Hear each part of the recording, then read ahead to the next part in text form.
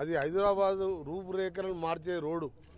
గతంలో రాజశేఖర రెడ్డి గారు ముఖ్యమంత్రిగా ఉన్నప్పుడు ఔటర్ రింగ్ రోడ్ నిర్మించి అదే ప్రాంతంలో ఎయిర్పోర్ట్ కట్టి అదే ప్రాంతంలో ఫైనాన్షియల్ డిస్ట్రిక్ట్ కోకాపేట కట్టి మళ్ళా మెహదీపట్నం మాసప్ ట్యాంక్ నుంచి 13 కిలోమీటర్ల పివి నరసింహ ఫ్లైఓవర్ కట్టిన తర్వాత హైదరాబాద్కు మల్టీనేషనల్ కంపెనీస్ అమెరికా తర్వాత గూగుల్ అనుకోండి, మైక్రోసాఫ్ట్ అనుకోండి, ఇన్ఫోసిస్ అనుకోండి, అమెజాన్ అనుకోండి, అలాంటి కంపెనీ అమెరికా తర్వాత హెడ్ ఆఫీస్ ఇక్కడ పెట్టుకున్నారు. అన్ని వసతులు. ఎందుకంటే ఎయిర్పోర్ట్కి వెళ్ళి వాళ్ళ ఆఫీస్కి పోవాలన్నా హోటల్స్కి పోవాలన్నా 15 నిమిషాలు పోతాం. అదే బెంగళూరులో ఈరోజు ఎయిర్పోర్ట్ దిగి మన ఎల్బినార్ ఎయిర్పోర్ట్ ఉంటుంది, కుక్కడపల్లి ఐటీ కంపెనీస్ ఉంటాయి. 3.5 గంటలు ట్రాఫిక్ జామ్లో ఉంటున్నారు. ఈవెన్ రాత్రి కూడా అంత ట్రాఫిక్ ఉంటుంది. అట్లా కట్టిన హైదరాబాద్ని ఆ ఔటర్ రింగ్ రోడ్ అమ్ముకున్న కేసీఆర్ ఎలక్షన్ల ముందు ఆ రోడ్డు పెద్ద కమిషన్ల మీద తీసుకొని ఆ రోడ్ అమ్ముకొని ఎలక్షన్ల ముందు ఏదైనా స్కీమ్ పెరిగి దానికి వేసి ఓట్లు వస్తాయి అనుకోండి, అది అమ్మేసిండు. దానికి ఆ రోజుల్లో మాకు 6,500 కోట్లు రాజశేఖర రెడ్డి గారు జైకా బ్యాంక్ లోన్ తీసుకొని రోడ్డు వాల్యూ ఇవ్వాలి, ల్యాండ్ ఎక్వేషన్ కలుపుకుంటే 1,00,000 కోట్ల విలువ చేసిన ల్యాండ్ అది. దాని మీద కూడా ఎంక్వైరీ చేయాలని చెప్పి ముఖ్యమంత్రి గారు మంత్రులు అందరం కూడా నిర్ణయం తీసుకున్నాం. దానికి సంబంధించి ఇప్పుడు దానికి ప్యారలల్గా కొద్ది దూరంలోనే 30,000 కోట్లతోని రీజనల్ రింగ్ రోడ్ అంటే RRR మీరు చూసిండ్రు. దాన్ని 2018-10లో అప్పుడు ఇప్పుడు ఒకటే మోడీ గారి గవర్నమెంట్ అనౌన్స్ చేస్తే 5 ఏళ్ళు దాని గురించి కేసీఆర్ గారు ఒక్క రోజు R&B మినిస్టర్, కన్సర్న్ మినిస్టర్ ఆయన కానీ కేటీఆర్ కానీ సీఎం కానీ పట్టించుకోలేదు. దాన్ని ఇవాళ ల్యాండ్ ఎక్వేషన్ చేసేసినాం. సంగారెడ్డికి వెళ్ళి భువనగిరి వరకు దాదాపు 5 ప్యాకేజీలతో 7,100 కోట్లతో టెండర్లు పిలవడం జరిగింది. ఈ నెలాఖరికి టెండర్ ఉన్నది. ఒరిజినల్గా 17th ఉండే. మళ్ళీ ల్యాండ్ ఎక్విజిషన్ కూడా అంతా కూడా రైతులు కూడా ఉపయోగించడం జరిగింది. ఆ తర్వాత భువనగిరి నుంచి చౌటుప్పల్ మీదుగా మళ్ళా సంగారెడ్డి కలిపే విధంగా 390 kilometre regional ring road world class టెక్నాలజీతో ఆ రోడ్డు నిర్మించబోతున్నాం. దాని మీద బిజీ ఉండి మధ్యలో రచ్చబండ కొన్ని రోజులు ఆగిపోయింది. ఈరోజు మన ఎలక్షన్ కోడ్తో ఆఫీసులు కూడా పిలవలేకపోయినాం. ఏదేమన్నా సరే నల్గొండలో మీకు ఒక శుభవార్త, మీకు శ్రీశైలంకి వెళ్ళి వచ్చే అంగడిపేటకి వెళ్ళి వచ్చే టనల్ బోరింగ్ మిషన్ స్టార్ట్ అయ్యింది. 540 మీటర్లు అంటే 0.5 కిలోమీటర్ 540 మీటర్లు కూడా చూడడం జరిగింది. ఇంకో బోరింగ్ మిషన్ ఏదైతే అమెరికా పోయి తీసుకొచ్చినో అది ఇప్పుడు మద్రాస్ పోర్టు దగ్గర వచ్చింది.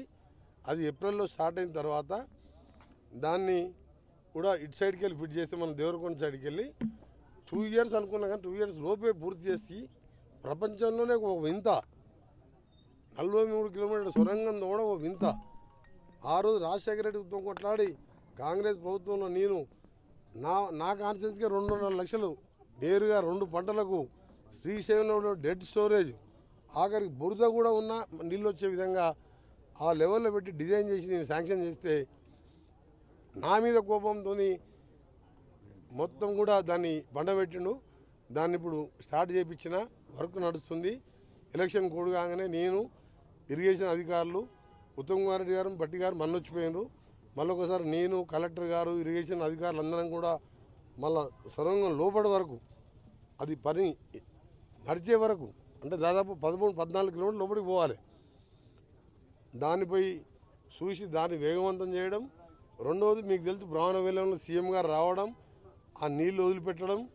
దాదాపు ఇప్పటికే 5-6 ఊళ్ళలో చెరువులు నింపడం జరిగింది. ఒక 10 మిషన్లతోని అప్ టు దోమలపల్లి, చెర్లపల్లి, మన ఇటు చెర్లపల్లి చెరువు కానించి కంచనపల్లి కానీ అప్పాజిపేట కూడా రేపు నైట్ వరకు అప్పాజిపేట కూడా వస్తున్నాయి. పెద్ద దోమలపల్లి, నర్సింగ్పట్ల, కింద దోనకల్ కానీ కోదన్నపూర్ అన్ని చెరువులు నింపుకుంటూ 1,00,000 ఎకరాలకు 2008లో మొదలు పెడితే ఈ దుర్మార్గుడు నా మీద కోపం పెట్టుకున్నాయి. తెలంగాణ కోసం కనీసం త్యాగం చేసిన వెంకటరెడ్డి ఫ్లోరైడ్ కోసం మొదటిసారి ఎమ్మెల్యేగా ఉన్నప్పుడు కొట్లాడిన వెంకటరెడ్డి కోసం ఎన్నిసార్లు బతిలాడినా కానీ మానవత్వం లేకుండా ప్రదర్శించడం. ఆ 2 కూడా పనులు నడుస్తున్నాయి. జనరల్గా దాంతోపాటు నల్గొండ టౌన్లో రోడ్లు కానీ నల్గొండ జిల్లాకే 1000 కోట్ల పైన R&B రోడ్లు డబల్ రోడ్లుగా మార్చాలని నిధులు ఇవ్వడం జరిగింది. ఉస్మానియా మన మహాత్మా గాంధీ యూనివర్సిటీ ఆ రోజు నేను శాంక్షన్ చేసుకున్నాను. 80 కోట్లతో హాస్టల్ బిల్డింగ్స్ కట్టిస్తున్నాను. దానిలో MBA, B ఫార్మసీ లాంటి కొత్త కోర్సులు పెడుతున్నాం. ఒక skill development centre collector office దగ్గర స్లాబ్స్ కూడా పడ్డాయి. దాంతోపాటు రచ్చబండ కూడా ఇక ముందు ఎలక్షన్ కోడ్ అయిపోయిన తర్వాత, ఎందుకంటే ఆఫీసర్లు మేము పిలవలేము, ఈవెన్ ఫోన్లో కూడా మాట్లాడలేము. దాంతో ఈ 1 month గ్యాప్ వచ్చింది. రెగ్యులర్గా రచ్చబండతో పాటు నల్గొండ జిల్లా తెలంగాణ సమగ్రాభివృద్ధి లక్ష్యం కులగణన మీద మీరు ఆ రోజు హరీష్ రావు, కేటీఆర్, కేసీఆర్ ఫామ్ హౌస్లో ఉండి ఆయన కానీ వాళ్ళ బంధువులు కానీ ఎవరు పార్టిసిపేట్ చేయలేదు. వాళ్ళు ఉన్నది 0.5%. సరే 3% తక్కువ వచ్చిందనే వాళ్ళు వీళ్ళంటే ఎందుకు మనం నిజాయితీగా చేస్తున్నాం, బీసీలకు రాజకీయంగా ఆర్థికంగా అన్ని రంగాల్లో దామాషా ప్రకారం ఇవ్వాలని ఉద్దేశంతో చేస్తున్నాం నేను ఇది. లేకపోతే ఆయనలాగా 7 గంటలకి వెళ్ళి 7 గంటల వరకు దుబాయ్లున్నా బొంబాయిలున్నా రావాలి మీరు అని కండిషన్ పెట్టిండు. ఎక్కడ పోయింది ఆ రిపోర్ట్ చెప్పిండు ఆయన? ఇట్లా ఏబిసిడీలో కానీ బీసీలలో ఈకులో ఇంతుందని చెప్పిండా? అయినా సరే ప్రజల కోరిక మేరకు మళ్ళా కూడా సర్వే స్టార్ట్ అయింది. మిగిలిపోయిన 3%లో నేను కేసీఆర్కి చెప్తున్నా, కేటీఆర్కి చెప్తున్నా, హరీష్ చెప్తున్నా, మీ చెల్లి ఒకతే కవిత ఒకతే పార్టిసిపేట్ చేసింది. అలా కనీసం ఆమె కన్నా ఆమెను దూషణ నేర్చుకోరు మీరు. అందరు కూడా మీ బంధువులకు చెప్పండి. వెల్మోళ్ళు అందరూ కూడా అంటే కొందరు పార్టిసిపేట్ చేస్తుండొచ్చు, అలా ఏబట్టి ఒక 1% రాలే. అందరూ కూడా ఫుల్ఫిల్ చేస్తాం, చట్టం చేస్తాం, అసెంబ్లీలో పార్లమెంట్ పంపిస్తాం. అక్కడ బండి సంజయ్ కానీ కిషన్ రెడ్డి గారు రోజు మాట్లాడుతుంది కదా, బీసీ ముఖ్యమంత్రిని ప్రకటించాను కదా, ప్రధానమంత్రి గారితో పార్లమెంట్లో పెట్టి చట్టం చేయాలని మా డిమాండ్.